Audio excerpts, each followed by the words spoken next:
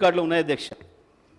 కానీ ఇవాళ మేమేందో మాట్లాడి మసిమసి మారకాయ చేస్తామని అనుకుంటే సాధ్యం కాదు. ప్రజల దృష్టిలో ఉన్నాయి అధ్యక్ష ఇవన్నీ కూడా. కన్జ్యూమర్స్కు సంబంధించిన డేటా కూడా అధ్యక్ష. అగ్రికల్చర్ సర్వీసులు ఆనాడు 19 లక్షలు ఉన్నాయి, ఇవాళ 28 లక్షలు అయినాయి అధ్యక్ష. టోటల్ సర్వీసెస్ ఆనాడు 1,11,00,000 ఉంటే ఇవాళ 1,83,00,000 అయినాయి అధ్యక్ష. దీని కొరకే విద్యుత్ సంస్థలు అప్పులు చేసినాయి తప్ప మరి ఎట్లా చేస్తారు అధ్యక్ష? వీరు కూడా కాంట్రాక్టర్లు ఉన్నారు, చాలామంది చాలా ఫైనాన్షియల్ ఇన్స్టిట్యూషన్స్ నిర్వహించే వాళ్ళు ఉన్నారు, మంత్రివర్గంలో కూడా ఉన్నారు అధ్యక్ష. మా చేతికి వచ్చిన నాడే 24,000 కోట్ల అప్పుతో వచ్చింది అధ్యక్ష విద్యుత్ రంగం. మరి తెల్లారి ఈ ట్రాన్స్ఫార్మర్లన్నీ పెట్టాలంటే ఏమైనా మంత్రాలు వేస్తే అయ్యేది ఉండేనా అధ్యక్ష? మంత్రాలతో అభివృద్ధి జరుగుద్దా?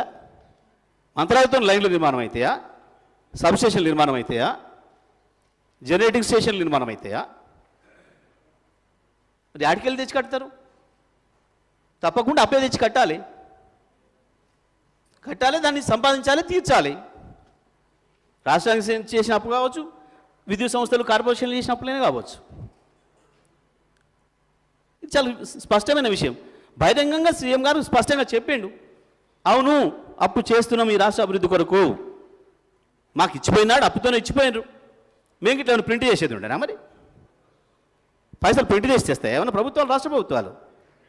కేంద్రం ఎప్పుడైనా చేస్తుండొచ్చు, ఆర్థిక పరిస్థితుల్ని చక్కదిద్దడానికి ఏదైనా మాన్యం వచ్చినప్పుడు ఏదైనా ప్రింట్ చేసి ఉండొచ్చు అదనంగా. కానీ ఆ అధికారం మనకు లేదు కదా, రాష్ట్రాలకి అప్పు తెచ్చుకోవడం తప్ప మార్గం లేదు కదా. ఇంత స్పష్టంగా ఉన్న విషయాన్ని కొత్తగా వీళ్ళేదో ఇప్పుడు కనిపెట్టినట్టు, ఆడేదో జరిగిపోతే వీళ్ళు దొరకబట్టినట్టు, కలుగు నుంచి బయటికి తెచ్చినట్టు ఎందుకు ప్రజలు భ్రమింపజేసే ప్రయత్నం చేస్తున్నారు? ఇది అధ్యక్ష దీనికి సంబంధించిన అభివృద్ధి సంబంధించింది. ఆ పెద్ద మనిషి ఏం చేసిండు,